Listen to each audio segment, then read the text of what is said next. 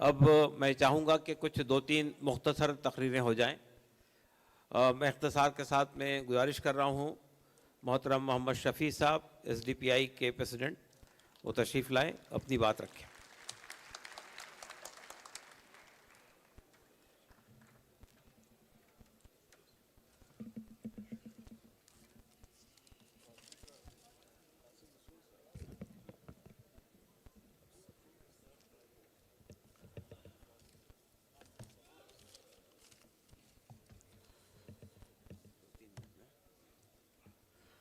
अल्हम्दुलिल्लाहि रब्बिल आलमीन अस्सलातु वस्सलामु अला अशरफिल अंबिया'i वल मुरसलीन व अला आलिहि व सहबिहि अजमईन रब्बि इश्रह ली सदरी व यस्सिर ली अमरी वहलुल उक़दतम मिन लिसानी यफ़क़हू क़ौली।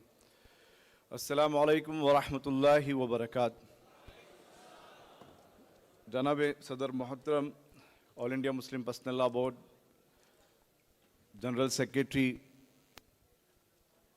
और दिगर मुस्लिम पर्सनल लॉ बोर्ड के जिम्मेदारान, साथ ही स्टेज पर तशरीफ़ फरमा मुअज़्ज़िज़ और मेरे सामने तशरीफ़ फरमा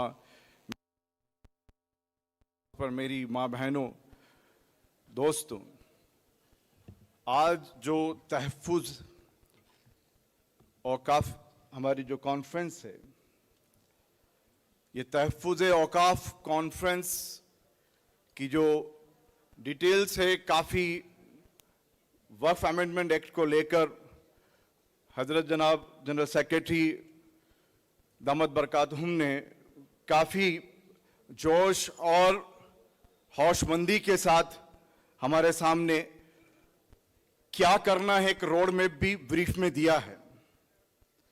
साथ ही साथ मैं, क्योंकि अदीब साहब ने एक बात कही, वहीं से मैं शुरू करता हूं कि जेल भरो आंदोलन को हम सीरियस लेना है और वो जेल भरो आंदोलन की शुरुआत करके हम लोग आपके सामने हैं, खास तौर पर SDPI, क्योंकि लास्ट मैं हमारे नेशनल प्रेसिडेंट MK फैजी साहब जो जेल में हैं, उनका मैसेज, क्योंकि लास्ट जो जंतर मंतर पर होने वाले कार्यक्रम के लिए जब वो दिल्ली पहुंचे तो एयरपोर्ट से, क्योंकि उनको ये लगा कि मुस्लिम पर्सनल लॉ बोर्ड के साथ इस वक्फ अमेंडमेंट जब तक एक्ट नहीं बना था, इस बिल को रोकने के लिए सड़कों पर मुस्लिम पर्सनल लॉ बोर्ड की आवाज पर वो दीवाने उतरे हैं, जो एक बार आगे बढ़ गए तो इंशाल्लाह पीछे नहीं हटेंगे। और वही मैसेज आज भी उन्होंने भेजा है कि अश्योर कर दें पूरे इंडिया में तमाम social democratic party of India के कैडर्स और लीडर्स को कि जहां जहां भी all India Muslim personal law board ने हुक्म दिया है, वो अपनी जानों के साथ उनके हुक्म को पाबंदी से निभाएंगे इंशाअल्लाह। तो इसी के साथ कि जो आज हसास एक ऐसा इश्यू जो मामलात का नहीं, हमारे ईमान का मसला है, ये मामलात का नहीं, हमारे ईमान का मसला है। इस ईमान के इस सब्जेक्ट पर हम ये अहद करें, ये मिशन को जब तक पूरा नहीं हो जाता हम पीछे नहीं हटेंगे। ये एक बात के साथ मैं चंद बातें 3-4 पॉइंट्स में करना चाहूंगा।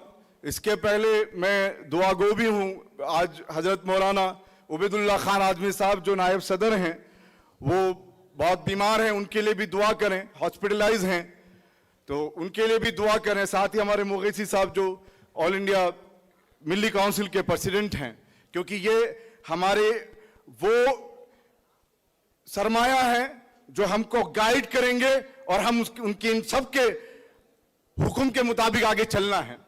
मेरे भाइयों और बहनों, मैं एक बात ये कहना चाहता हूं कि आप सुन रहे होंगे कल परसों के अंदर एक इंसिडेंट होता है गुना MP के अंदर, जहां पर फसाद फैलाने वाले, और मैं जो बात कर रहा हूं ये ध्यान रखिएगा, मैं हिंदू भाइयों को साथ लेकर बात कर रहा हूं, भारत के तमाम नागरिकों को जो यहाँ की धर्मनिरपेक्षता और गंगा जमनी तहजीब को मानने वाले हैं, उन सबको साथ लेकर बात कर रहा हूं।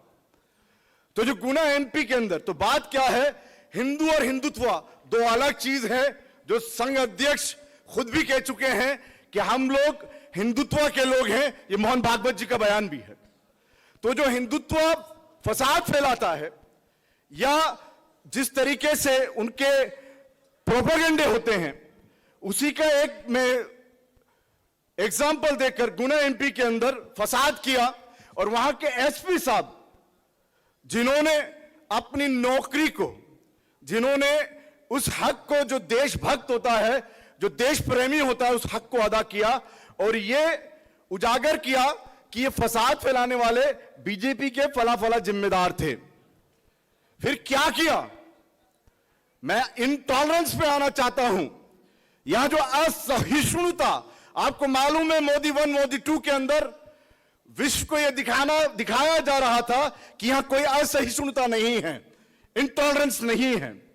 वो एसपी साहब का इस्तीफा कर दिया। यह पुलिस स्टेट बना हुआ जो उत्तर प्रदेश है, मेरठ का अभी का इंसिडेंट, जो अलग प्रोपेगेंडा दिखाया गया मुर्शिदाबाद का, वेस्ट बंगाल के अंदर, जबकि वहां की सीएम ममता बनर्जी पहले ही कह चुकी थी कि यहां पर ये वक्फ अमेंडमेंट एक्ट को लागू ही नहीं करेंगी, वो पूरी तरह मुसलमानों के साथ है। तो मुसलमान वहां तो फसाद फैला ही नहीं सकता। वो एहतिजाज कर रहा है। मुस्लिम पर्सनल लॉ बोर्ड क्या कर रही है? वो एहतिजाज के जरिए से लोगों को जागरूक कर रही है, अवेयर कर रही है, अवेकिंग कर रही है कि उठो, अपने हक और हुकूक को जानो। या दो संविधान नहीं है, एक संविधान है। जो मोदी शाह को राइट है वही राइट हम सबको भी हैं। तो मैं मुख्तसर इस बात को, यहां पर जो मेरठ के अंदर प्रोटेस्ट किया, एहतिजाज किया, हिंदू सेना के वो राष्ट्रीय अध्यक्ष जिन्होंने प्रोटेस्ट किया, पुलिस वाले की टोपी को ऐसे फेंक दिया, उनके सिर से उस ताज को जो उनकी इज्जत है ऐसे फेंका है, पूरे मीडिया ने देखा होगा। यह है आज पुलिस की हालत उत्तर प्रदेश में। और साथ ही साथ ये तमाम चीजें पूरे इंडिया में दिखाने की कोशिश कर रहे हैं। लेकिन मैं ये कहना चाहता हूं कि ये मुद्दा मुसलमानों का नहीं है। मैं सिर्फ आप मुसलमान भाई बहनों से नहीं, बल्कि पूरे भारत को एड्रेस करके बात कहना चाहता हूं कि क्या आपको मालूम है, जो जल जीवन मिशन बनाया गया, जिसके बारे में यह कहा गया कि 80% जो हमारे लोग गांवों में रहते हैं उन तक पानी पहुंचेगा, 40% कटौती कर दी गई है उस जो उन्होंने अलर्ट किया था उससे। 40% कटौती कर दी। हर 20 मिनट में एक बलात्कार होता है हमारी बहन, हमारी बच्चियों का, हर 20 मिनट में एक। अभी हमारे भाई ने बताया, ऐसी माइकल ने, हर दिन 2 क्रिश्चियंस हमारे भाई यहां पर मरते हैं। यहां के तहफ्फुज की जिम्मेदारी सरकार की थी। क्यों चुनकर भेजा है हमने उन्हें और क्या किया है उन्होंने, यह समझना चाहिए। इसलिए मैं तमाम भाइयों को यह कहना चाहता हूं, हमारे हिंदू भाइयों को खास तौर पर, कि जो हमारे मेन मुद्दे हैं, रोटी कपड़ा मकान स्वास्थ्य शिक्षा, उसमें फेल्योर है ये सरकार, 0 है, 0/0।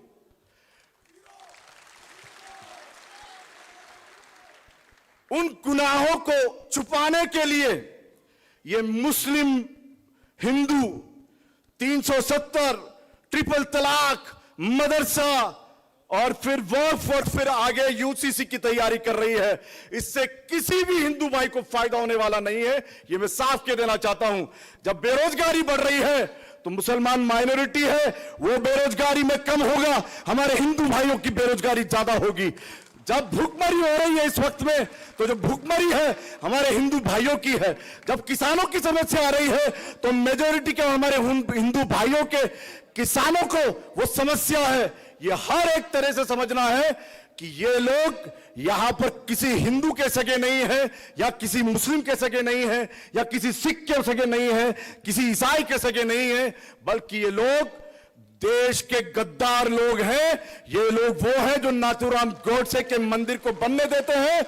ये वो लोग हैं जो सावरकर के अनुयायी हैं, जिन्होंने लिख लिख कर चिट्ठियों में समझौते किए हैं। और उसी के पीछे आज नीतीश कुमार और चंद्रबाबू नायडू भी दूसरे सावरकर बनने जा रहे हैं देश के। बहुत बहुत शुक्रिया। जय हिंद, जय भारत, जय जीपीआई, जय मुस्लिम पर्सनल लॉ बोर्ड। अस्सलाम वालेकुम व रहमतुल्लाहि व बरकात।